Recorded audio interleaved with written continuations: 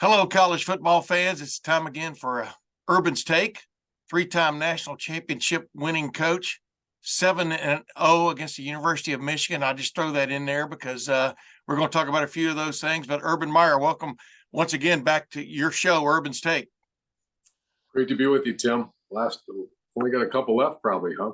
Yeah, but it's flown by, hadn't it? I mean, it's been crazy. But hey, last Saturday didn't fly by for you, did it? I mean, you're on the sideline there at the big house. You're watching, once again, Ohio State.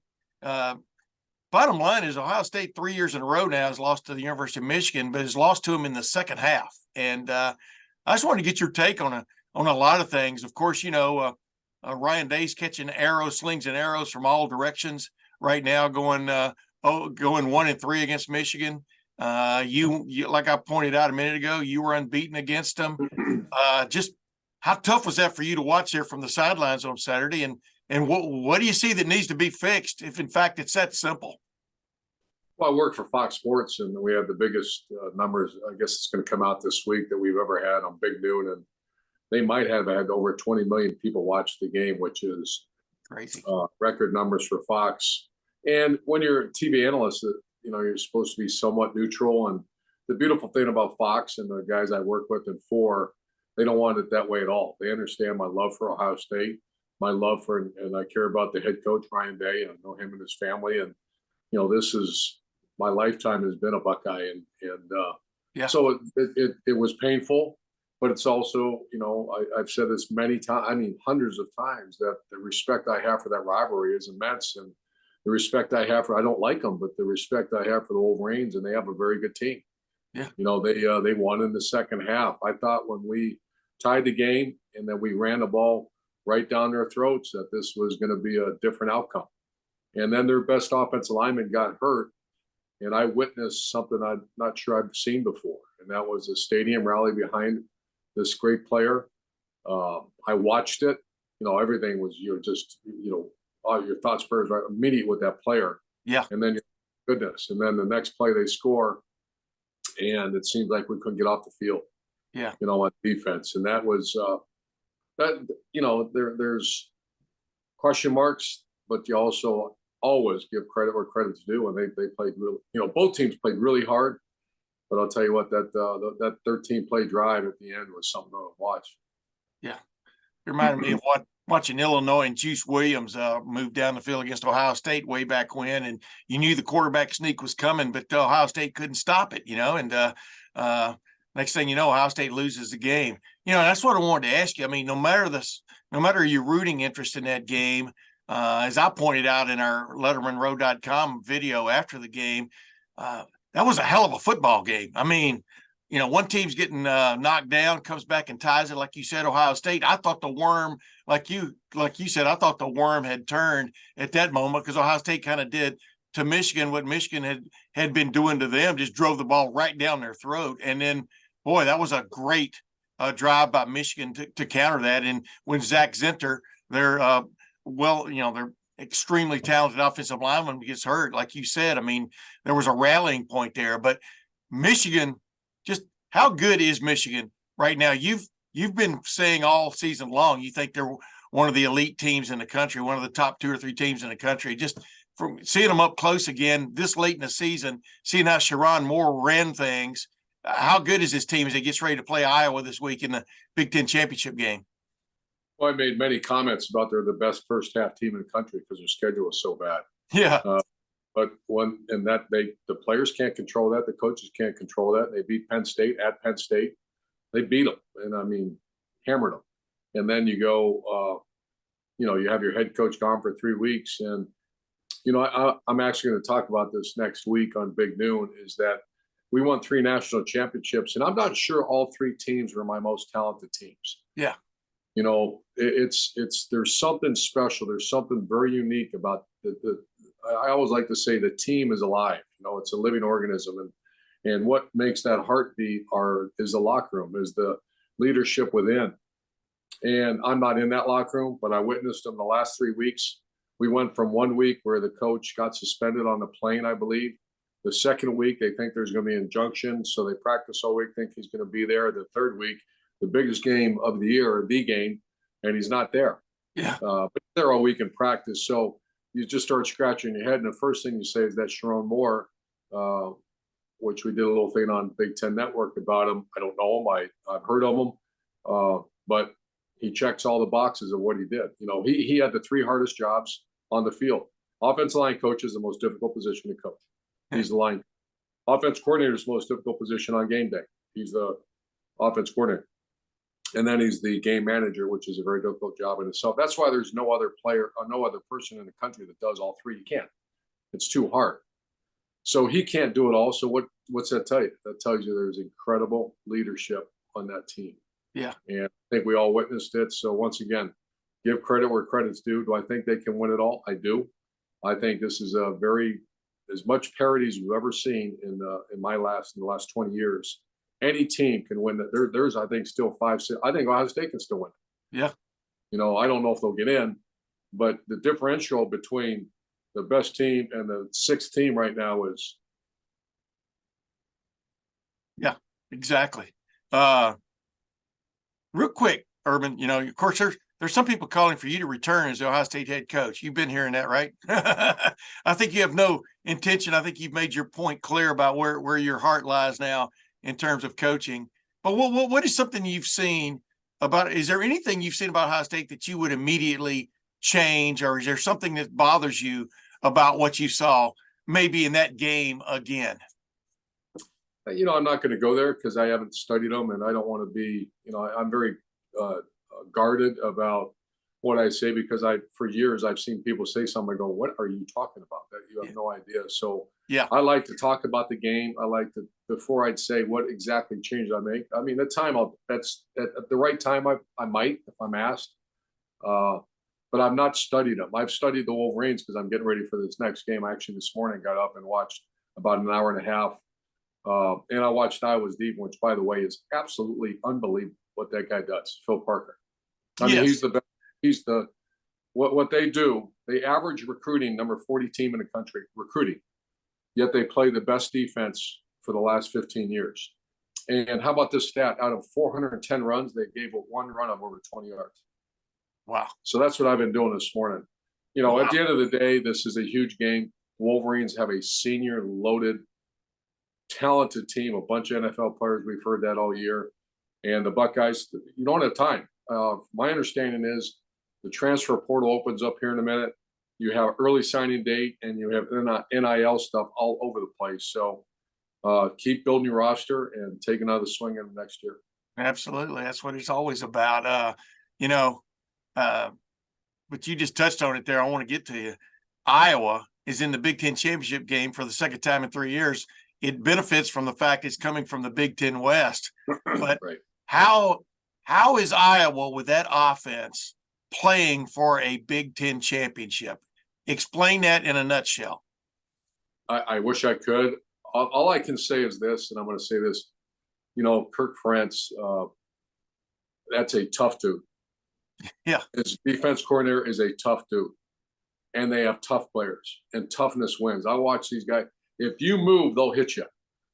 You know, that's giving you my little preview of what we're going to talk about on Big Noon. But I've watched every game.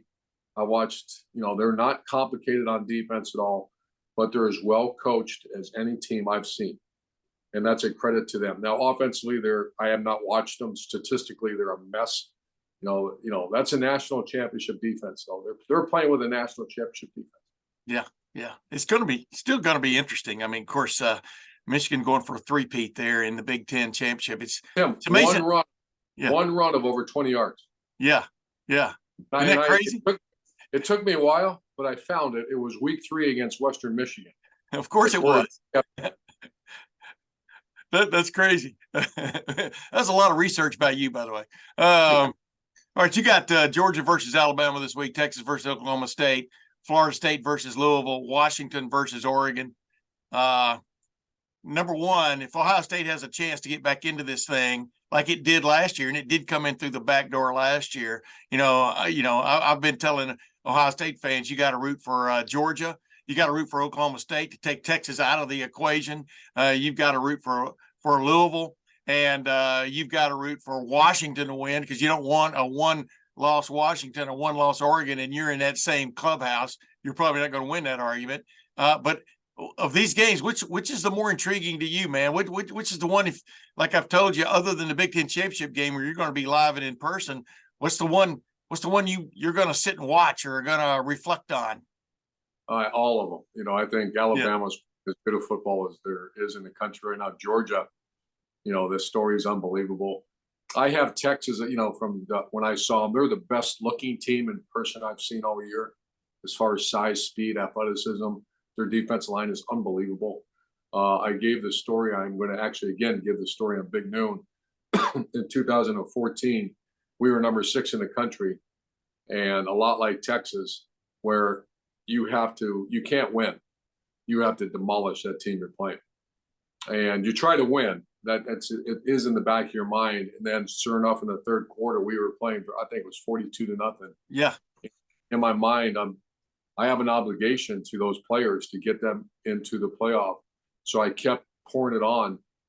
And some people would say that's not sportsmanlike and all that. I get that. But you owe that. Those players work too darn hard. And Texas has an obligation. Now Oklahoma State, you don't think like that going in. You certainly don't say that to your team. You win the game.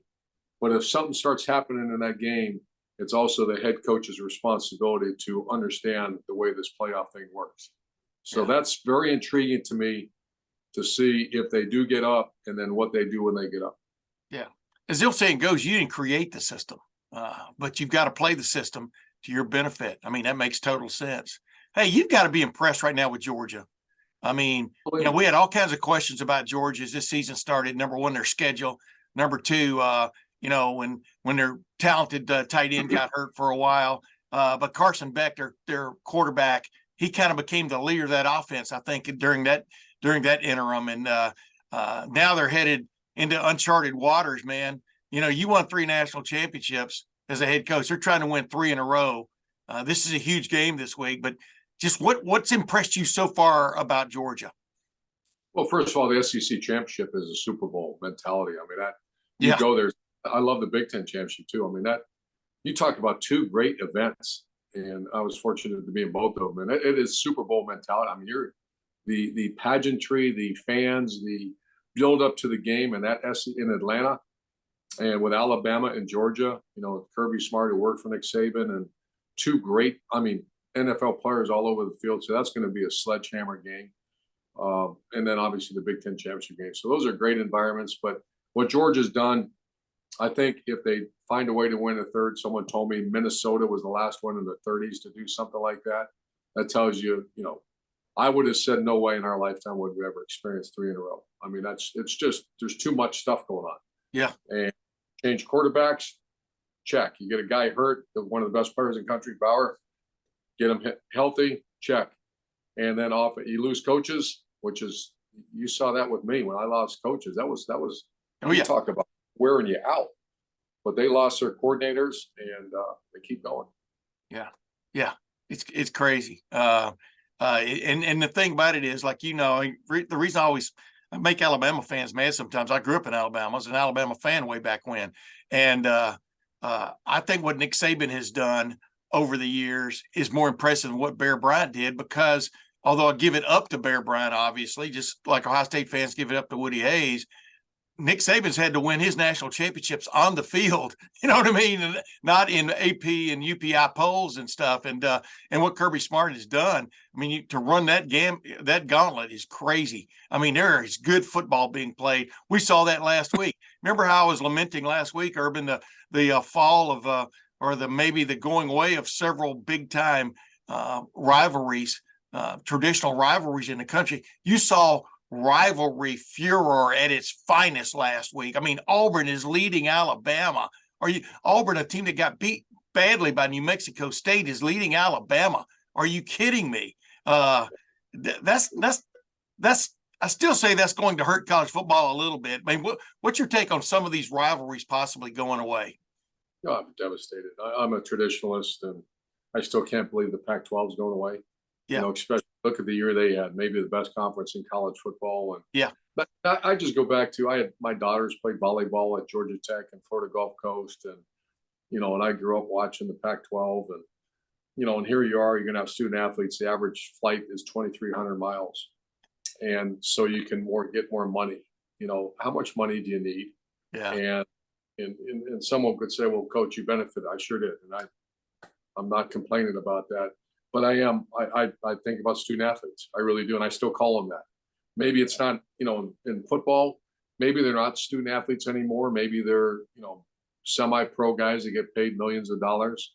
But I also know my daughter, when she did an article and said she learned more on the volleyball court than she ever learned in the classroom. And I would, absolutely, that's true. She was captain of Georgia Tech. Are you kidding me? Yeah.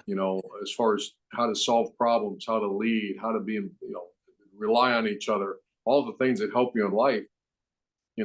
So I don't want to keep going on and on about it, but when I hear that, I'm just hoping in several years that some of those sports don't start disappearing, because we have to, we're paying, airline tickets for, all these other teams to fly to, from Stanford to Cal, or Stanford to Wake Forest.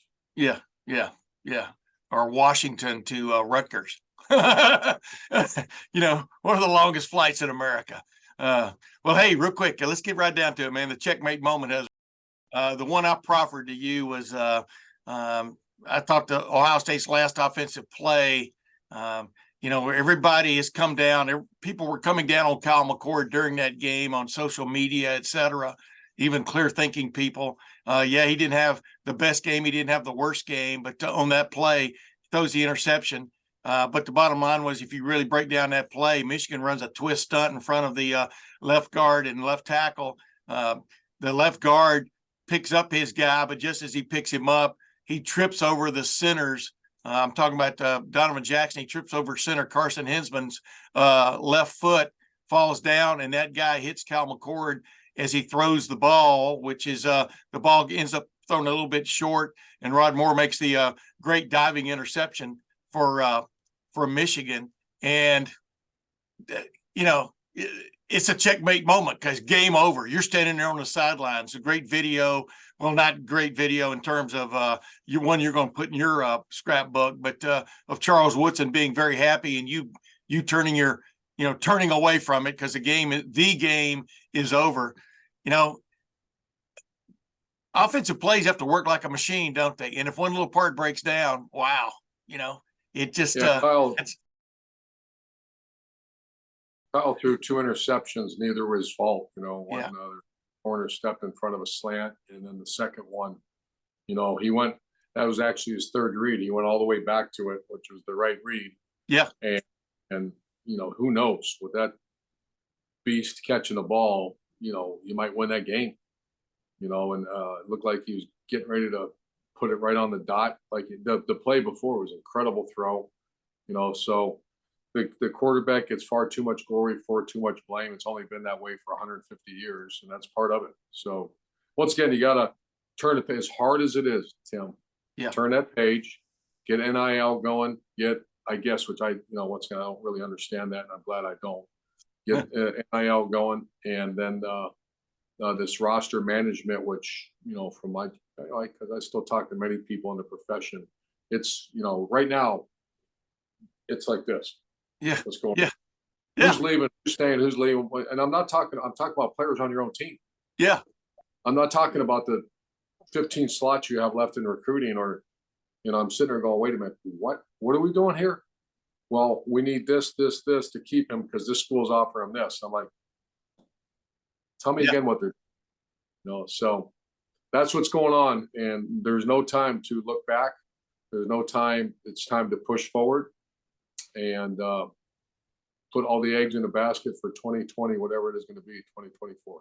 Hey, you always said one of the most important things, the most important thing in college football is recruiting. And the thing now is you recruit them, and then you got to keep recruiting them, right? I mean, it's pretty crazy. Hey, real quick before you go, Washington, Oregon, Penix versus Bo Nix, Heisman Trophy looks like it's in the balance there. Although if Jalen Milroe pulls off a miracle, you never know what's going to happen, right? If Alabama wins again, because that was a Heisman moment at the end of the game last week against Auburn.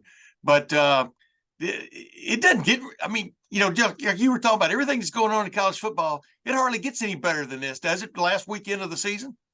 Yeah, that's why, people talk NIL but then watch what's happening on the field. And my gosh, I mean, Yeah. I love Oregon and I love Penix and Washington, but I'll tell you this Oregon team, I'd like to think that in our heyday, because we tried to do, if you remember, our offense was just called the spread offense, and everything was done for a reason to drive the defense nuts. Every year I would study, Dan Mullen would study, Ryan Day would study what drives defense is crazy, and we're doing it. And then the same thing, I'd sit in the other side of the room in the offense, and I'd find out what drove the offense crazy. I'd walk over to the defense, say, let's do this.